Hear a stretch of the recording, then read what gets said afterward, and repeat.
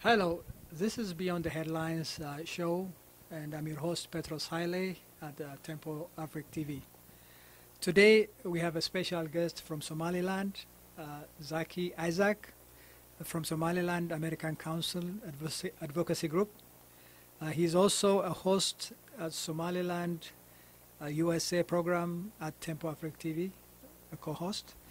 Welcome, Zaki. Thank you, Petros. Thank you for inviting me to your show, Beyond the Headlines. I appreciate the hospitality. Again, my name is Zaki Isaac.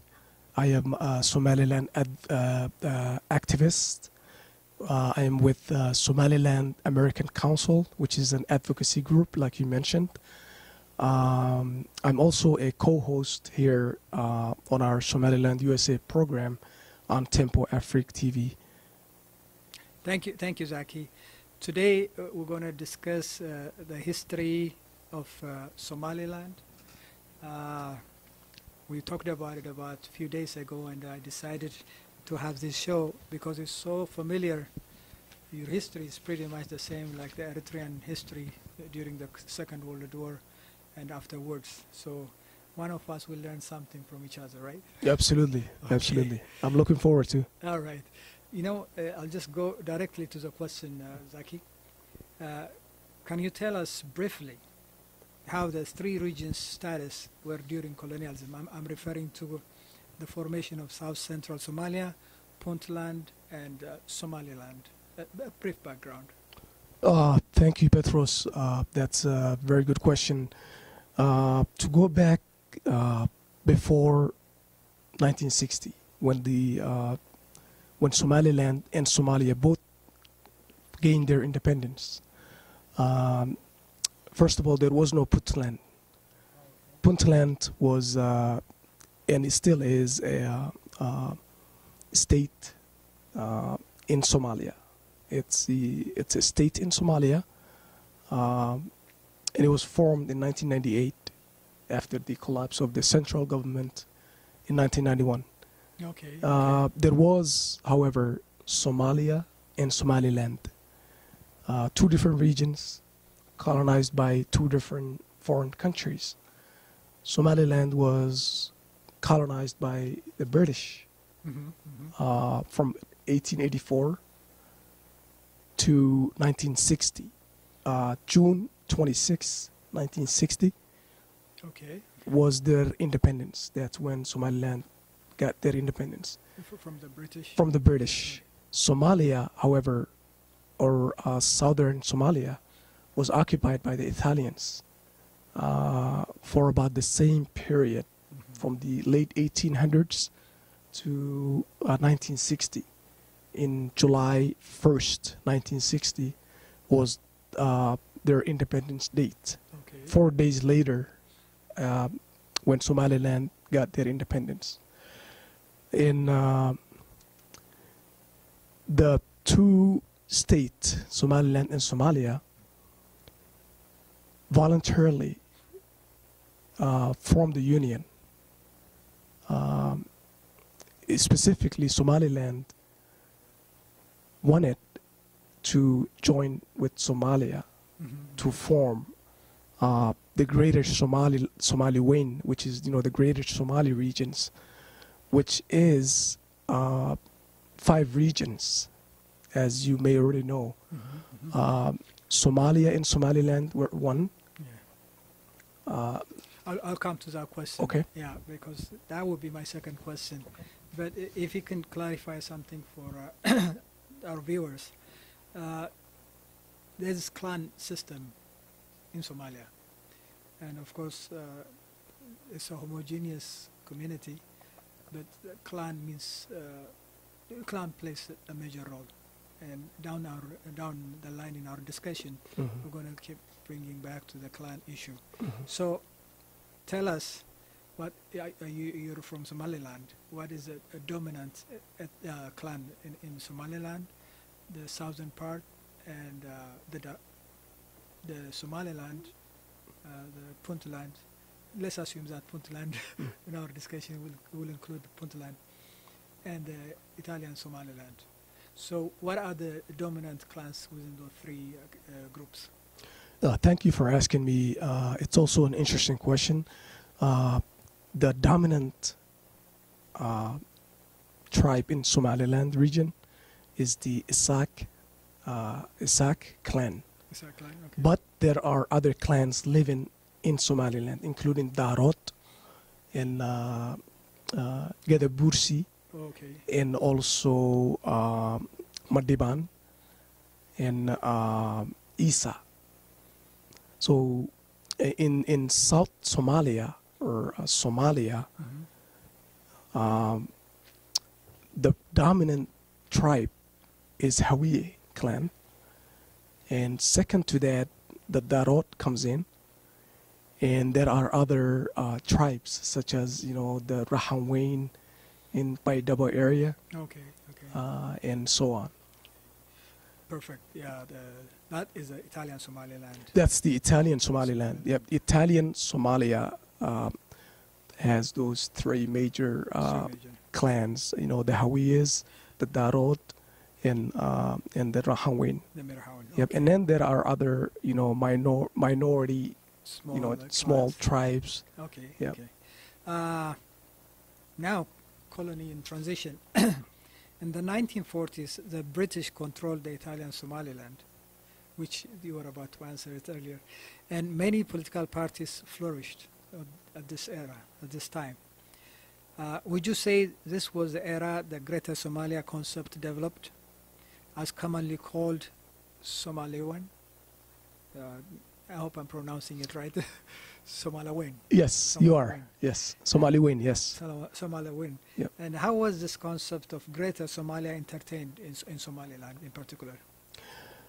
Well, Somalilanders in Somaliland, in the British Somaliland, were the first advocates of this movement of Somaliland or Greater Somalis. The idea, the concept was to form a unity among all Somali regions, including Somaliland and Somalia, Djibouti, Ogaden region in Ethiopia, and Kenya, northern Kenya. Northeast Kenya. Yep, northeast Kenya. Now, Somalilanders were the advocates, and they, in fact, one of the reasons they joined with Somalia, like I mentioned before, was to form the greater unity of the Somalis. Okay. Yeah. This is right after colonialism ended, right? Yep. Okay. Yeah.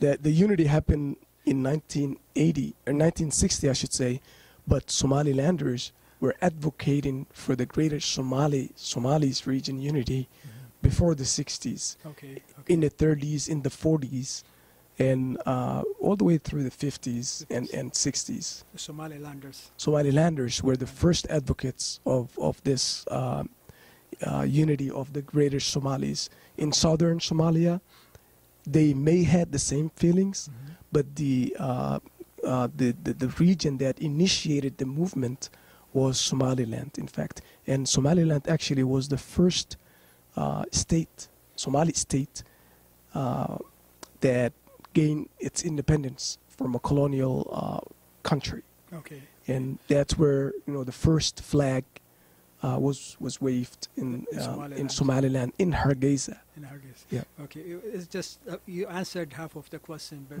let me add up something to it. Sure. British Somaliland declares its independence in 26 June 1960, just like you said, and subsequently in July, the Italian Somaliland declared independence. On joint session, they proposed to unite.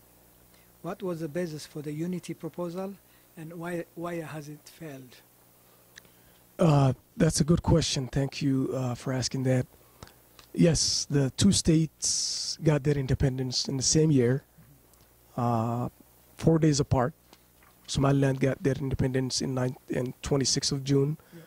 Southern Somalia got their independence in July 1st. And again, like I mentioned, the reason for the unity was to form the greater Somaliland or Somali Greater Somalia or Somali regions. That union, however, did not work because for various reasons. Number one, the other regions, the 3 other regions, were not part of it. Okay. Yep. Okay, it's only It was only between Somalia and Somaliland. Somaliland. Yep. Okay. So it did not gain momentum to push that agenda. Okay. Number 2, Somalia, when the 2 states joined, Somalia and Somaliland, they formed what was called the Somali Republic instead of the Greater Somali Wayne or the Greater Somalia. The Somali Republic was not in favor of the Somalilanders because of marginalization of Somaliland, dominance. They dominated politically and otherwise. The Somaliland Constitution was disregarded, and the Southern Somalia Constitution was developed and passed as the joint constitution. However, that union was never ratified. Okay. Yes, officially. Okay, officially. Yes. Well, again, you're ahead of me. So you answered part of the question that I have on the next one. The election that was conducted in 1964 and 1969, Somali Youth League, known as SYL, won significantly.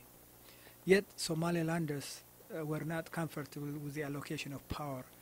And why?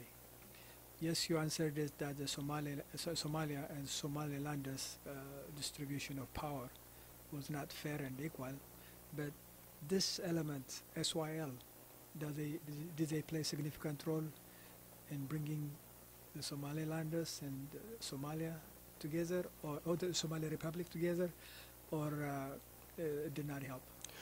No, not really. It didn't help. SYL movement was initiated because Somalis were looking to be independent, and that was the whole reason SYL was created, to get rid of the colonials. And when the Somali Republic was formed between Somaliland and Somalia, and the union took place, SYL sort of became powerless. Okay. And Southern Somalia also dominated SYL.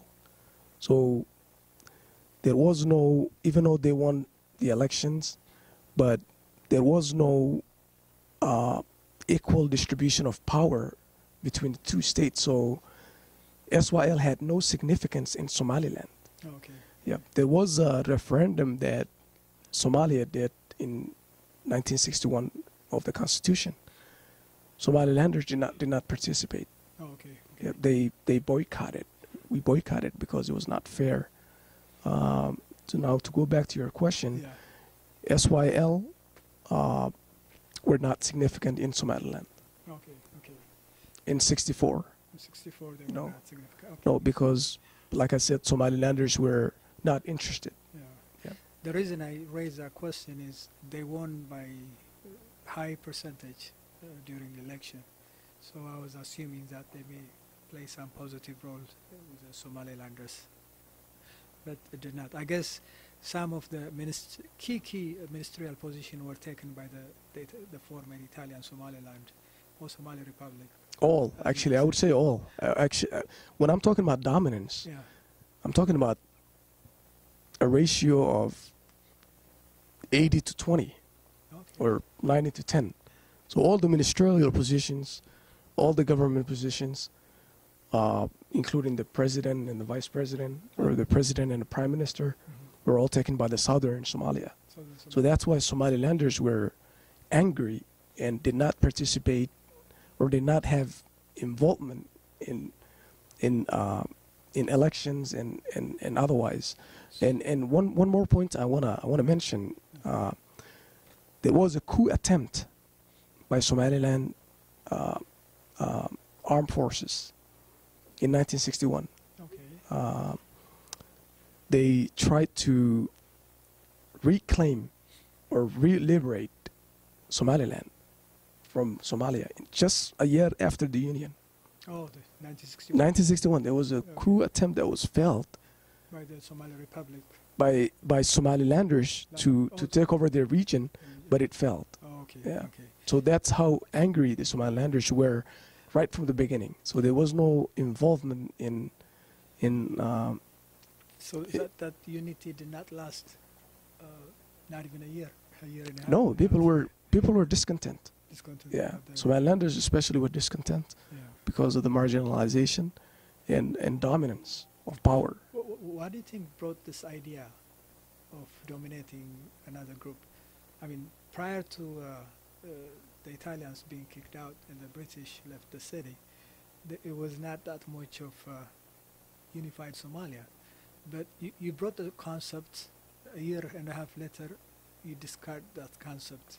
What do you think it is? Is it a cultural or a clanish? No, not really. No, it was not a clan. Yeah. It was, in my opinion, it was more of a breaking the law. Okay. When, to give you a scenario, when two states or two countries merge, and each one had their own constitutions, they need to figure out a way to share the power.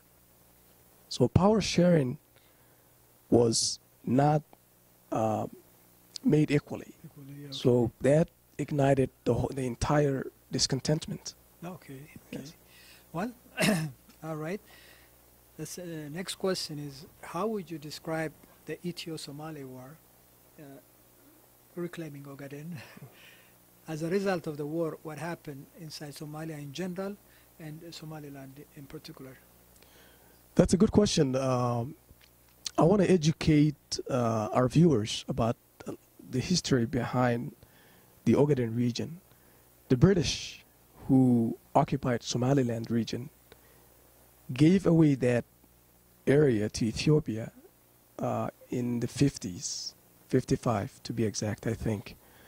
And when Somalilanders became aware that that part was taken by Ethiopia and the British, gave it away to the Ethiopians, Somalilanders were very mad, and that's why they were quick to mobilize a movement to create the Greater Somalis, and that's why they advocated for the union of the two states and so on. Now, 1977, when Siad Barre, the former Somali president, who was actually a dictator, invaded Ethiopia, I should say, and that should not happen. It was a complete international violation of invasion. He knew that this part of the land belonged to Ethiopia for whatever reasons, officially, and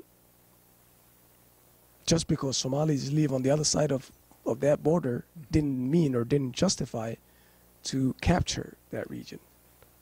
Let me challenge you on that one. Yes. I would say it was the wrong war. It's a wrong war. It was a wrong war, yes.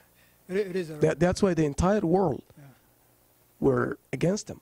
Okay. Yeah. Very It true. was a violation of international territorial law. But in the previous position that the Somaliland took, the 5 stars, where that incorporates, including Ogaden and Northeast. So your original thinking of bringing unity among those 5 regions, and now you're telling me that it is wrong to invade Somalia. So were you against the invasion, or you still think that this is part of Somalia? Well, Somalilanders had no choice, to be exact, Okay. because they were part of the Siad Barre government, because the union was in effect, because there was no Somaliland in Somalia at that time. There was the Somali Republic, Yeah. and the Somali Republic waged the war against the Ethiopians. So the Somalilanders living in Hargeisa and Wajale area had no choice but to fight alongside the government. But in principle, did you support the idea of incorporating Ogaden into Somalia? No. Personally, or Somalilanders? Somalilanders. Somalilanders they actually kind of gave up on Somali Wayne concept because it never happened. Somali Wayne is not only Somalia and Somaliland. The other regions, especially Djibouti, when Djibouti did not join Somalia and Somaliland, And it disbanded. then everything became a nightmare. A nightmare. Yeah. Okay. So it was just for a brief moment that Siad Barre was planning to galvanize the population and go against Ethiopia to retake Ogaden. Yeah. But it has failed. Yeah, it was the wrong war. I think he Siad Barre did it on his own. I don't think he consulted much with anybody, but he just Dictatorships he just forced the war, and they do that. people had no choice but to back the government and fight alongside. Yeah. Well, on that note, let me ask you, the Ethio-Ogaden War, beyond Somalia and Ethiopia, there were a lot of actors that played a very significant role. Foreign actors. Yeah, talking about? foreign Okay. actors, yeah. Who are they, and what was their interest in those regions? I would say, well, first of all, Somalia were under the Soviet management, I should say. So the Soviets kind of they were not occupying, but they were running the show for Somalia, for Siad Barre. And on the other side, Ethiopia had also Soviet involvement. And the Americans came into play, particularly in that war. And, the Soviets have to, fight against Siad Barre then. And then almost 13 or 10 countries joined, fighting alongside Ethiopia, including Yemen, the Yemeni Soviet, yeah. the East Germany, the Cubans, the entire world. It was like a mini World War III almost happened in that area. Very true. Yeah. Actually. Their interest pretty much was, Americans against Soviets. Yeah. Americans back in Somalia, and Soviets and allies. Yep. Its allies back in Ethiopia. And Siad Barre played another role because he was the one who was working with the Soviets. The Soviets had a base, but they switched alliance in the middle of the war, I believe. Yeah. Yep. Exactly. That's what happened. In the middle of the war. That's what happened. Siad, the reason the Soviets could not work with Somalis in general because of religion. The Soviets, were forcing this, communism thing, and because of our, Muslim faith, it's certain things would not accept it. Certain, Soviet philosophy or communism philosophy were not accepted, according to our faith. So it became a challenge. So So it was not a chosen land. No, no. Okay. Even though they invested a lot, the Soviets invested heavily in Somalia, in Somali Republic. They trained their armies, they provided arms, they provided, they did infrastructures, everything. Good. But, yeah. Okay. Ethiopia was easy for them, for the Soviets, because Ethiopians, almost 60% of the Ethiopians are Christians. And they can easily adapt with the communism and so on. Yeah. Well, some say Ethiopia, in terms of population, in terms of resource, in terms of strategic location, it was a preferable area, in addition to religion too. Oh, yeah. They, I guess. Well, it didn't work for Somalia, so they have to find an alternative. An alternative. Okay. Especially a neighbor. Yeah, a neighbor who's hostile to another neighbor. Right? Absolutely. Okay. And keep in mind that Ethiopia and Somalia, or Somali Republic, did not only fight in the 70s. the first war happened in the 1960s, if you recall it. 1964, 63 or something. Yes, yes. They fought on the southern east region. It was, Yep. yeah. It was, That was the first war. So there was some is that- galvanization Yeah. happening between the two countries. Yeah. So the Soviets took advantage of that. Yeah, you're talking about during the Emperor Haile Selassie Oh yeah. era, yeah. Oh yeah. Yeah, Before Mengistu, yeah. yeah, the conflict was ongoing for Oh, yeah. many Oh, yeah. years. But to get back to Siad Yeah. Barre, Mhm. in 1969, after the assassination of the president, Mhm. elected president in Somalia, Mhm. by his own bodyguard, is his name Shormik? Sharmaki. Shormaki. Yeah, President Sharmaki. The army instigated a bloodless coup and emerged as a supreme revolutionary council, and the head was General Mohammed Siad Barre. How would you describe Siad Barre's role in general, and specifically his relation to Somalilanders? Siad Barre came into play in 1969 after the coup in 1969, October 1969, when President Sharmaki was assassinated, and his prime minister at that time, Igal, Mohammed Igal, who became later the president of Somaliland in the 90s, was away from the country. He was abroad in New York, I believe. So Siad Barre saw an opportunity to take over the country, and I believe the Soviets had something to do with the coup as well, because they were trying to plant their own leaders in the region, and they did that to Ethiopia a few years later, with the Mengistu and all that regime. And I think they did similar things in two other countries in the east. I think Uganda was one of them, and I can't name another country, but at least they wanted to plant their own leaders in the region, and because of the Cold War, with the Americans. Yeah, you're right. The Soviets in the 60s and probably prior to 60s, they were identifying resistance movement in Africa. Absolutely. They call them authentic movements. Absolutely. That would work on their behalf. Absolutely. Yeah. Absolutely. Good. And to go back to the second part of that question, Siad Barre was a dictator. Actually, he killed a lot of people, jailed a lot of people. He was driven away from the country in 1991. Yes, because Somalilanders were fed up. They were the one who were getting killed, and in 1988, his government actually bombed the city of Hargeisa and Bur'al, and as a result, they killed over 100,000 people, civilians I'm talking about.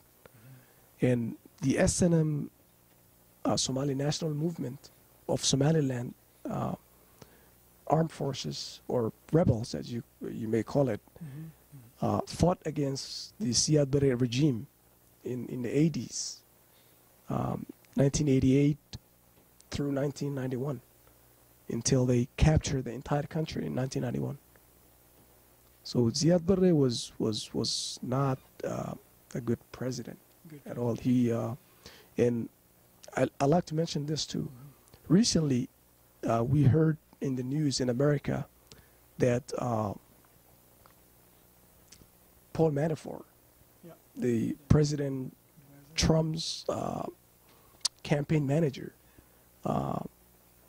because of charges of fraud of taxes and all that. Paul Manafort was Siad Barre's hand man in the late 80s. He was actually the broker between Siad Barre regime and the Americans for arm purchasing and all that. And all these arms were purchased to bombard Somaliland regions because of the SNM war Hmm. Yeah, Siad Barre. Then he finally fled to Nigeria. He fled to Nigeria, and I think he died in 1994, just a few years later after he fled the country. Okay. Yeah. Okay.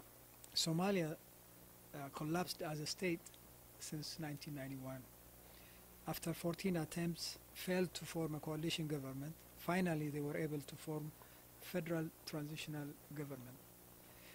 However, many considered it as a fragile state, mainly supported by the AMISOM, the African Union armored group, to protect peace in Somalia. Why do you think it has failed, and who are the actors that did not want the Somali to succeed or win? That's a good question. I want to first of all give you a little history about in the 90s, like 91, 92, 93, when Somalia collapsed, the Somali Republic collapsed in 1991. Somaliland declared independence, or declared to reclaim its sovereign territory to become a separate state or separate country. Somalia, however, were still fighting in the south. The international community had three choices in the early 90s regarding the Somali Republic and Somaliland. Number one was either to hold the dialogue between the two states, or number two options was to leave them alone, leave both states alone and never get involved. And number three was to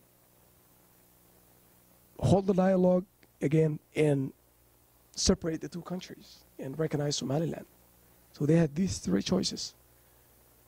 Guess what they took? They took the choice that said, leave them alone. So they left Somalia and Somaliland alone until the 2000s. So Somalia was especially when the southern Somalia had the American war and all that in the 90s with Aidid and all that. The international community left that region alone and disregarded until the 2000s. 2001 was the first government that was built for Somalia, southern Somalia, abroad in Djibouti. Yep. Yeah. And then the second one was in 2004, I believe, or three, with President Abdullah Yusuf, who brought the Ethiopians to Mogadishu, and the rest was history, because Somalis resisted Ethiopian arms, and they fought against it. And the third government was also built abroad in Djibouti. That was the TFG that you're referring to, the transitional government, which was built in Djibouti, and the leader was Sheikh Sharif. Yep. And then after Sharif, Hassan Sheikh came into play. Hassan Sheikh's government was different than the other three that were formed abroad, because his was in Somalia. He was elected in Somalia, even though he was elected by the members of the parliament. But his selection took place in the country, not abroad. So yes, they made progress period after period until now, but yet they are still a fragile country or a fragile state. That is in terms of government, like Abdullah Yusuf, Sheikh Sharif. This is from forming a government, building it from scratch. But the other challenge why AMISOM was in Somalia was the Al-Shabaab, prior to Al-Shabaab, Al-Ittihad, early days. Then the Islamic Court Union, if I'm not mistaken. Yeah, the Islamic Court in 2006. 2006. Yes. Then Al-Shabaab was the last one of this row.